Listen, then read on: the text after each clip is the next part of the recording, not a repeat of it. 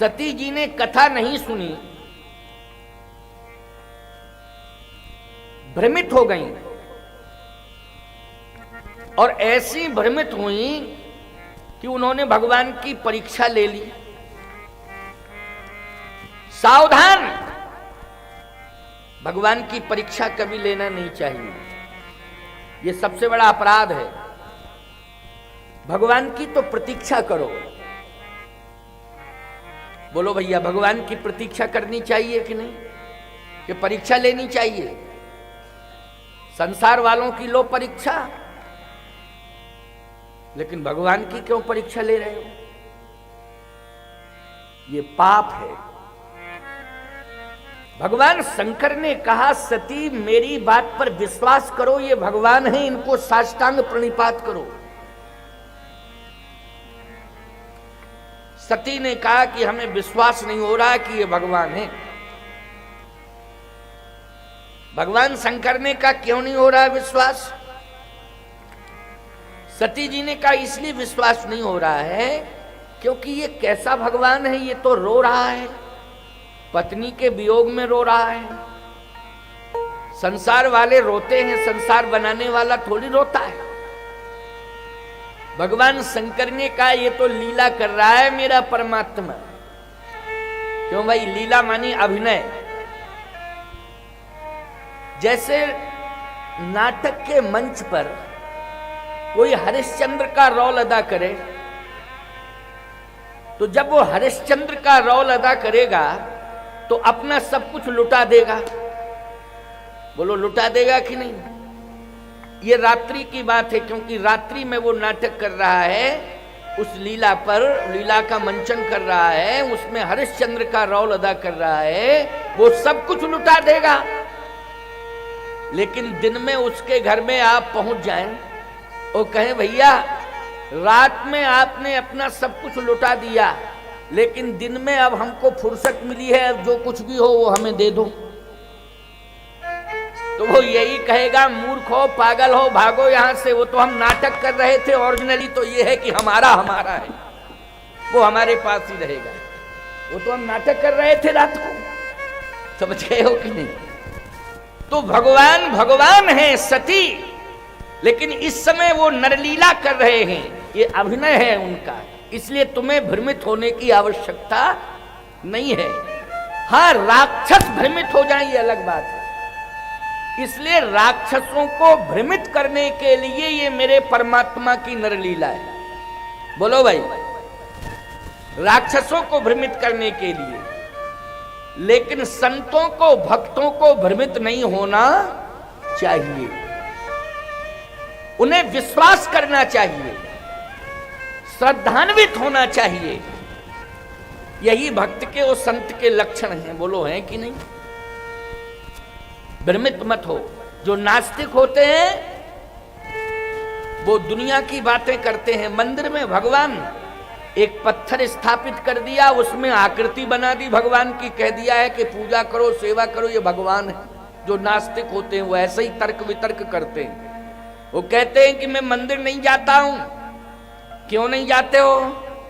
इसलिए नहीं जाता हूं क्योंकि उसमें तो एक पाषाण में आकृति बना दी है और कह दिया है कि ये भगवान है, इन्हें प्रणाम करो। हम पत्थर में कैसे माने कि भगवान है? ये नास्तिक कहता है। बोलो, कहता है कि नहीं कहता है? वो पत्थर में परमात्मा मानने को तैयार नहीं है।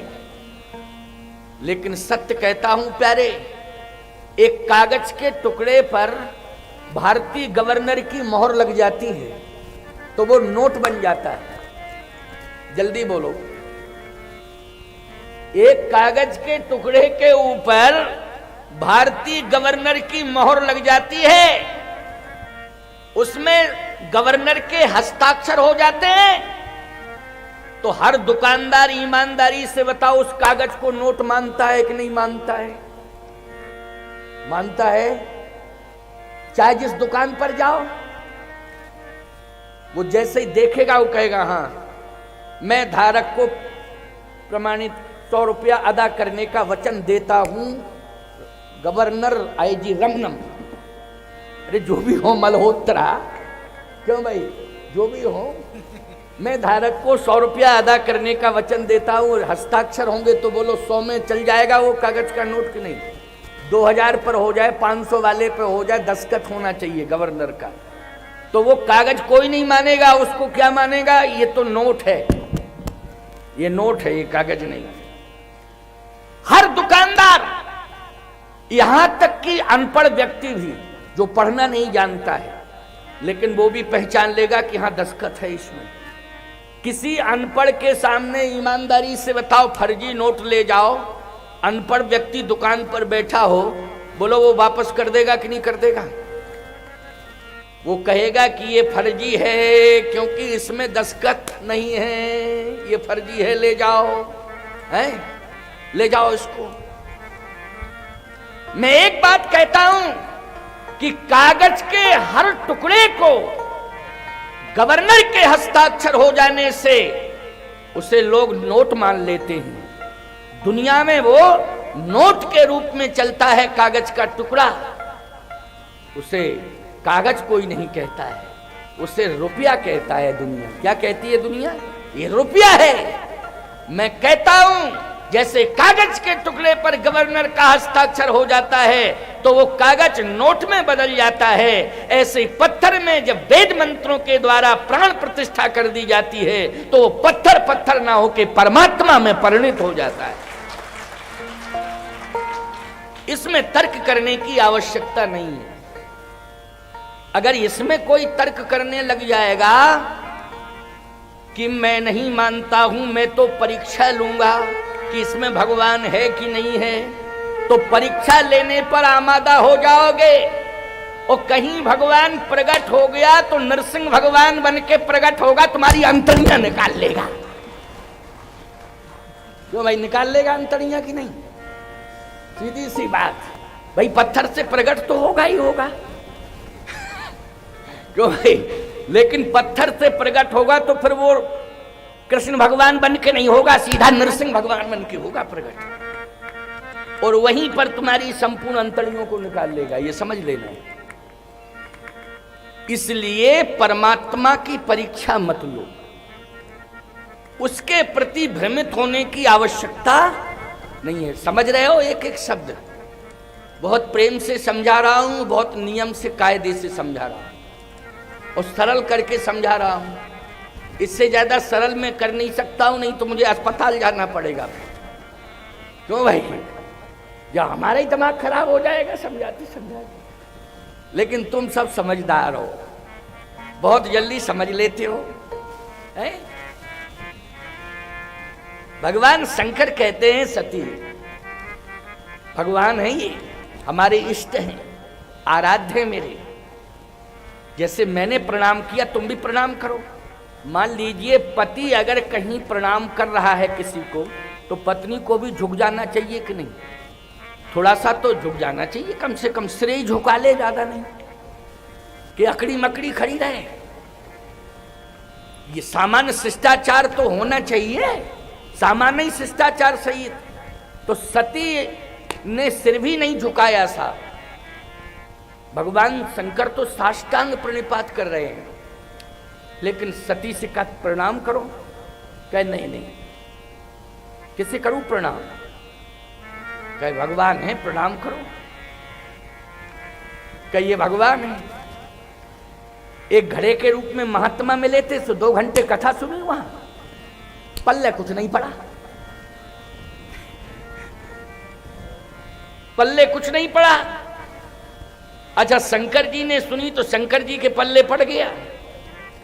2 घंटे का प्रवचन कुंभज ऋषि का, इतना आनंद आया भगवान शंकर को कि गोस्वामी जी कहते हैं राम कथा मुनि वर्ज बखानी, राम कथा मुनि वर्ज बखानी, सुनी महेश परम सुख मानी, सुनी महेश परम सुख मानी, सुनी महेश परम सुख मानी, सुनी महेश परम सुख मानी। सुनी महेश परम सुख मानी। परम सुख मानी। सुनी महेश। अच्छा, शंकर जी ने सुनी परम सुख, सुखानुभूति हुई कि नहीं, आनंदानुभूति हुई, तो इसका मतलब है कि समझ में किसके आई कथा? शंकर जी के। और सती जी की समझ में नहीं आई कथा, न सती ने सुनी, बैठी रही चुपचाप, सुनी नहीं कथा। तो मैं एक बात कहता हूं कि अगर कथा समझ में भी नहीं आई थी तो कम से कम पति की बात तो समझ में आनी चाहिए थी। भाई कथा नहीं आई समझ में, लेकिन पति की बात भी समझ में नहीं आ रही है। इसका मतलब है कि सती अब अपने न तो पति को मान रही है, न परमात्मा को मान रही है। क्लियर हो गया? भाई जो पति को माने और पति की ना माने तो क्या मतलब? क्यों भाई? जैसे चेला गुरु को माने, गुरु की ना माने, कैसा चेला हो? क्यों भाई? गुरु को माने लेकिन गुरु की ना माने। रामायण को मानो, रामायण की ना मानो, तो क्या मतलब निकलता है इसका? भागवत को मानो, भागवत की न मानो। व्यास को मानो, व्यास की न मानो, तो फिर मतलब क्या निकला? बोलो भाई। सती कहती है मैं पति को मानती हूं, तो पति को मानती, पति की नहीं मानती, कोई मतलब नहीं। फिर इस तरह से कैसे निभेगा भाई? पति को मानो, पति की भी मानो, है ना? ये धर्म कहता है। भैया एक बात आपको और अच्छी बता दे, बहुत महत्वपूर्ण बात है। सती जी को यह कहना चाहिए था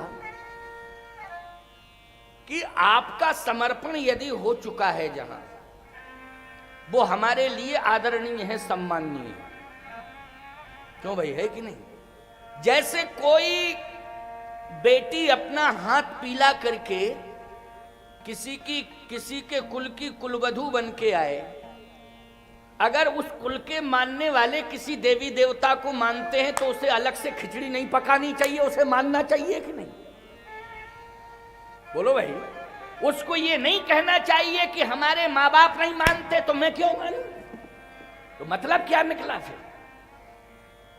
अरे माँ बाप ने तो हाथ पीला करके भेज दिया है, अब तू माँ बाप की नहीं रही, जिस कुल में जा रही उसी कुल की हो गई। उस कुल खानदान की जो परंपरा हो उसको मानना चाहिए, यही धर्म है। बोलो, है धर्म कि नहीं? तो दक्ष प्रजापति ने क्या ज्ञान दिया, क्या नहीं दिया, सती को वो छोड़ देना चाहिए था ना। भले ही दक्ष प्रजापति के ज्ञान ने भ्रमित कर दिया हो अपनी बेटी सती को, लेकिन कम से कम भगवान शिव पति के रूप में मिले तो पति की बात माननी चाहिए कि नहीं माननी चाहिए? लेकिन बहुत समझाया, नहीं मानी, बोली मैं तो परीक्षा लूंगी तब मानूंगी। शंकर जी ने कहा हमारी इच्छा नहीं है कि तुम परीक्षा लो, सीधी सी बात, हमारी इच्छा तो नहीं है। अब तुम्हारे मन की इच्छा है तो तुम जो मन में आवे सो करो, जो मन में आए सो करो, लेकिन परीक्षा नहीं लेनी चाहिए सती। देखो भैया, एक सती है और दूसरी सबरी है। एक सती है जो भगवान को मान नहीं रही है, भगवान समझ रहे हैं, और एक सबरी है जो गुरु के उपदेश को सुनती है और गुरुदेव ने उसे ये बता दिया है कि बस भगवान तुझे मिलेंगे लेकिन तू प्रतीक्षा करती रहना। मतंग ऋषि ने यह बताया कि भगवान तुझे अवश्य मिलेंगे लेकिन तू प्रतीक्षा करती रहना। प्रतीक्षा करती रही, बोलो भगवान मिले? मिले। सावधान। वहां भी सबरी को ये उपदेश दिया है मतंग ऋषि ने कि तुम मेरे वचनों पर विश्वास करना। और बोलो, भगवान शंकर विश्वास के प्रतीक हैं कि नहीं? किसके प्रतीक हैं? विश्वास के प्रतीक हैं। सती संशय की प्रतीक है और पार्वती श्रद्धा की प्रतीक है, और भगवान शिव विश्वास के प्रतीक है। इसका मतलब है कि यदि जीवन में संशय रहेगा तो परमात्मा सामने क्यों ना आ जाए लेकिन पहचान नहीं सकता जीव।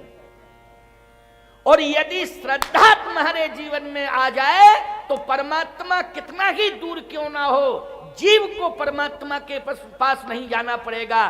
जीव की श्रद्धा ही परमात्मा को पास में ला देगी। प्यारे, यही है सबरी की कथा का तात्पर्य। जीव की श्रद्धा ही खींच करके लाएगी। सबरी के जीवन में श्रद्धा है और गुरुवाणी पर विश्वास है, तो आज परमात्मा स्वयं आ गया। आ गया कि नहीं आ गया? और सती जी में संशय है, श्रद्धा नहीं है, तो पास में होते हुए भी परमात्मा पहचान नहीं पा रही है सती। भगवान शंकर ने कहा ठीक है, नहीं मानती हो तो परीक्षा ले लो, कोई बात नहीं, ले लो परीक्षा। नहीं मानती हो तो ले लो परीक्षा। सती जी ने कहा कि आप यहीं रहना, मैं आगे बढ़ती हूं और परीक्षा लेती हूं। भगवान शंकर ने कहा परीक्षा लेने वाले, भगवान की परीक्षा लेने वाले आगे नहीं बढ़ते कभी। क्यों भैया? जो भगवान की परीक्षा लेते हैं वो आगे बढ़ते हैं क्या? वो आगे नहीं बढ़ते। उनको लगता है कि हम आगे बढ़ रहे हैं, फिर बोले आगे लगता है कि आगे बढ़ते हैं, हम आगे बढ़ रहे हैं, लेकिन सही बात तो यह है कि वो गिर रहे हैं आगे चल के। आगे चल के गिर रहे हैं, ऐसे गिर रहे हैं, ऐसे गिरेंगे, ऐसे गिरेंगे, जिसको पतन कहते हैं। समझ गए हो कि नहीं? पतन कहते हैं, उनका पतन होता है। वो पतनोन्मुखी मार्ग पर चलते हैं और आगे चल के वो पतन के गर्त में गिर जाते हैं। किस में गिर जाते हैं? पतन के गर्त में गिर जाते हैं। सती तू आगे बढ़ रही है, लेकिन तू पतन के गर्त में गिरने वाली है, क्योंकि मेरे आराध्य परमात्मा सच्चिदानंद ब्रह्म की तू परीक्षा लेने जा रही है, इसलिए तू निश्चित रूप से पतन के गर्त में गिरेगी। और सुनो भैया, बहुत बड़ी बातें हैं, बहुत लंबी बातें हैं, बहुत विस्तार की बातें हैं, लेकिन मूल बातें हम आपको सुना रहे हैं। सती नहीं मानी गई, और जैसे ही भगवान के सामने पहुंची, सीता का वेश बनाया था सती ने। किसका वेश बनाया? सीता का वेश। अच्छा एक बात बताओ, शंकर जी क्या मानते हैं? राम जी को पिता मानते हैं अपना कि नहीं? मानते कि नहीं? और सीता जी को क्या मानते हैं? माता मानते हैं। बोलो, मानते माता कि नहीं? तो कम से कम यही विचार कर लेती, अरे सीता ना बनती, सबरी ही बन जाती। क्यों भाई? क्या बन जाती?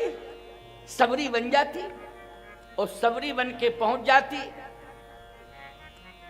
समझ गए कि नहीं? तो एक सबरी तो रहती है मतंग ऋषि के आश्रम में, एक सबरी तो भगवान यही समझ लेती कि अगर मुझे सती मान ले कि सती है, भेष सबरी का बनाए, तो भी परीक्षा पूरी हो जाएगी। लेकिन सबरी तो वहां रहती है मतंग ऋषि के आश्रम में, लेकिन बन के गई सीता। बोलो, गड़बड़ हो गया कि नहीं हो गया? शंकर जी की पत्नी है, लेकिन मातारी बन के चली गई। बोलो, मातारी बन के गई कि नहीं गई? अब ये तो और गड़बड़ हो गया साहब, पूरा गड़बड़ हुआ कि नहीं हुआ? भगवान के सामने जब जगत जननी जगतो धारिणी मोक्षदायिनी भगवती श्री जानकी का रूप बना करके गई, तो भगवान को हंसी आ गई। हंसी आ गई और भगवान हंसते हुए बोले, विपिन अकेली फिरो कहीं, इस वन में तुम अकेली कैसी घूम रही हो, भोले बाबा कहाँ है? तो एकदम मुंह बंद करके ऐसे करके वापस चल दी तुरंत। कहे ओहो, ये वास्तव में भगवान है। परीक्षा गलत ली, परीक्षा नहीं लेनी चाहिए थी। और जब लौट के वापस आई, भगवान शंकर ने कहा क्यों परीक्षा ले आई? तो फिर बोली कछु न परीक्षा लीन गुसाई, कीन प्रणाम तुम्हारे नाई। शंकर जी बोले झूठा बोल गई है, ये गप सप आ गया। अरे भगवान के पास कोई जाता है तो सत्य को लेके लौटता है, लेकिन तू झूठ लेके लौटी। अरे भगवान के पास कोई जाता है तो वो लोग सत्य ही लेके लौटता कि नहीं, लेकिन तू तो झूठ लेके लौटी। कह रही कछु न परीक्षा लीन गुसाई, कीन प्रणाम। सही बताओ, परीक्षा नहीं ली, झूठ बोल रही है। अब एक काम कर, तू जिसने झूठ बोलना तुझे सिखाया है उसी के पास जा। हमारे पास तो सत्य रहता है। क्यों भाई, शंकर जी किसको स्वीकार करते हैं, झूठ को कि सत्य को? सत्य को। सत्य जिसके जीवन में है, समझ लेना परमात्मा उसके जीवन में। शिव जी कहते हैं कि सत्य जिसके जीवन में है वही शिव के पास रह सकता है। जिसके जीवन में झूठ है वो शिव के पास नहीं रह सकता है। इसलिए अब मुझे भजन करने दे। तो सती बोली क्षमा कर दो। भगवान शंकर बोले इस जन्म में तो नहीं कर सकता हूं क्षमा, लेकिन अगले जन्म में परमात्मा जाने, इस जन्म में नहीं। देखो भाई, परमात्मा के द्रोही बन जाओगे तो शिव के कोप भाजन बन जाओगे। राम के अगर द्रोही बन जाओगे तो भगवान शिव के कोप भाजन बन जाओगे। समझ लेना इस बात को। और यदि राम और राम की कथा के प्रेमी बन जाओगे तो भगवान शिव के कृपा पात्र बन जाओगे। शिव सदा कृपा करते हैं। इसलिए राम से जुड़ो, राम की कथा से जुड़ो। ये समझ लेना, भगवान शंकर के रजिस्टर में तुम्हारा नाम कृपा पात्रों में लिखा जा रहा है। भगवान शिव देख रहे हैं, समझ रहे हो कि नहीं? और रजिस्टर में तुम सबके नाम नोट कर रहे हैं और प्रतिदिन की हाजिरी है। अब जो लोग नहीं आ पा रहे हैं उनसे कह देना कि गैर हाजिरी मत करो, नहीं तो सब गड़बड़ हो जाएगा। इसलिए भगवान